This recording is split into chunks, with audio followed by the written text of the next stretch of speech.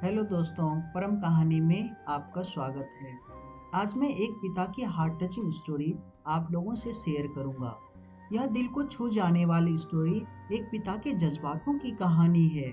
इस कहानी से आप लोगों को बहुत कुछ सीखने को मिलेगा, इसलिए इस कहानी को अंत तक जरूर देखना। इस कहानी को आपके सामने लाने का मेरा एक ही मतलब था कि मैं पिता की भावनाओं को आप लोगों के साथ बहुत ही सुंदर स्टोरी में पिरोकर आप लोगों से शेयर करूं। आपने माँ के बारे में तो बहुत सुना होगा, बहुत जगह पढ़ा भी होगा। माँ के लिए अच्छी अच्छी हिंदी कहानियां लिखी गई है, लेकिन पिता के बारे में बहुत कम ही लिखा गया है। तो दोस्तों, यह हार्ट टचिंग स्टोरी उन फादर्स को समर्पित है जो अपने परिवार के लिए जी जान से काम करते हैं, खुद की इच्छाओं को मारकर अपने बच्चों के लिए सपनों को पूरा करते हैं।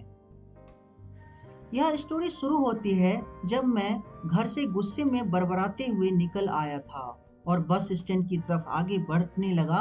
मैं मन ही मन बड़बड़ा रहा था, पता नहीं कितने पैसे छुपा के रखे हैं, लेकिन मेरे लिए एक बाइक नहीं ले सकते। अब मैं यहाँ से चला जाऊंगा और तब तक वापस नहीं आऊंगा जब तक मैं खुद के पैसों से बाइक नहीं खरीद लेता हूँ। इतना सोच ही रहा था, तभी मेरे पैर में मुझे कुछ चुभने का एहसास हुआ।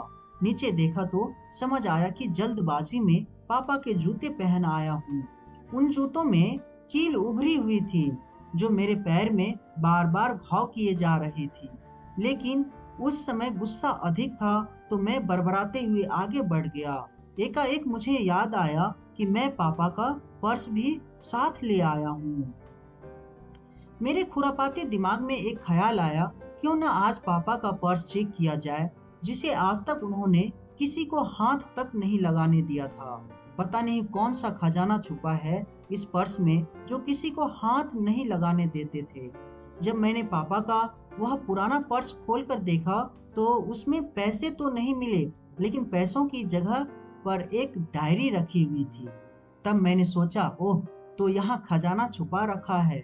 मैं समझ रहा था कि यहाँ पापा ने लिखा होगा कि किस किस से कितने पैसे लेने हैं और किसको कितने पैसे दिए हैं, लेकिन मैं गलत था। जब मैंने उस छोटी सी डायरी का पहला पेज खोलकर देखा तो वहां पर जो लिखा था वह थोड़ा सीरियस कर देने वाला था। डायरी में जो लिखा था उसे पढ़ने के बाद मेरे चेहरे पर जो एक्सप्रेशन थे वह गायब हो चुके थे, क्योंकि डायरी में वैसा कुछ नहीं था जैसा मैं सोच रहा था। वहां पर उन पैसों का हिसाब लिखा हुआ था जो अलग अलग कामों के लिए अलग अलग लोगों से उधार लिए गए थे। उस लिस्ट में कंप्यूटर के नाम पर भी पैसे लिए गए थे। कुछ यूं लिखा था, 50,000 बेटे के कंप्यूटर के लिए। यह वही कंप्यूटर था जिसे मैं आज तक यूज कर रहा हूँ, लेकिन मुझे यह पता नहीं था उस कंप्यूटर को खरीदने के लिए पैसे कहाँ से आए थे। लेकिन आज पता चल रहा था। मुझे आज भी याद है जब मैंने पहली बार कैमरे के लिए जीत की थी, जो मेरे पापा ने मुझे 2 हफ्ते बाद मेरे बर्थडे पर ला कर दिया था, जिसे देखकर मैं बहुत खुश हुआ था। और मुझे खुश देखकर मुझसे कहीं ज्यादा अगर कोई खुश था तो वह थे पापा। अब मेरे चेहरे से गुस्सा एक कदम गायब हो चुका था। जब मैंने आगे का पन्ना पलटा तो वहां पर कुछ विशेष इच्छाएं लिखी हुई थी। पहली जो विशेष थी उसमें जो लिखा हुआ था, अच्छे जूते पहनना। यह बात मेरी कुछ समझ नहीं आई। तभी मेरा पाँव अचानक सड़क पर भरे हुए पानी पर जा पड़ा और तभी मेरे पाँव में कुछ गीलीपन होने का एहसास हुआ। जब मैंने जूता उतार कर देखा तो उसका तला टूटा हुआ था। यह देखकर मुझे डायरी में लिखी बात याद आ गई। तभी मुझे माँ पापा की कही बातें भी याद आ रही थी कि कैसे माँ जब कहा करती थी पापा से, अब तो जूते पुराने हो गए, नए ले लीजिए, तो पापा अक्सर यह कहकर टाल दिया करते थे, जूते अभी और चलेंगे, अभी कुछ दिन पहले लिए थे। मुझे आज समझ आ रहा है कि कितने दिन और चलेंगे। साथ ही साथ यह भी समझ आ रहा था कि पापा पर्स क्यों छुपा कर रखते थे। तभी उस डायरी को पढ़ते हुए बस स्टैंड पर पड़ी बेंच पर आकर बैठ गया। अब उस डायरी का आखिरी पन्ना बचा हुआ था। उस पन्ने को जब मैंने पलट कर देखा तो वहां कल की डेट लिखी हुई थी।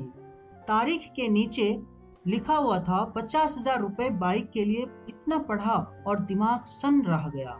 अब मेरे मन में कोई सिकवा गिला नहीं बचा था, बस मेरी आंखों से आंसू चलने जा रहे थे।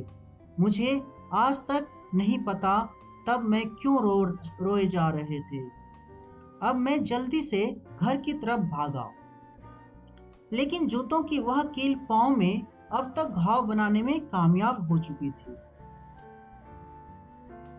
मैंने जूतों को रास्ते में ही निकाल कर फेंक दिया और भागते लड़खड़ाते हुए घर जा पहुंचा, लेकिन पापा वहां पर नहीं थे। मैं समझ गया वह कहाँ थे। मैं सीधा पास वाली बाइक एजेंसी की तरफ भागा। पता नहीं आज कहाँ से इतनी ताकत आ गई थी कि मैं भागते हुए थक नहीं रहा था और भी बिना जूता के नंगे पैर चले जा रहा था। जैसे तैसे मैं बाइक एजेंसी पर पहुंचा। वहां पापा थे। मैंने पापा को दौड़कर गले लगाया और मेरी आंखों से आंसू रुकने का नाम नहीं ले रहे थे। पापा को समझ नहीं आ रहे थे आखिर क्यों रो रहा है, मैं क्यों रो रहा हूँ। मैंने पापा से कहा, पापा मुझे मोटरसाइकिल नहीं चाहिए, आप अपने लिए जूते ले लीजिए। अब आज से मैं जो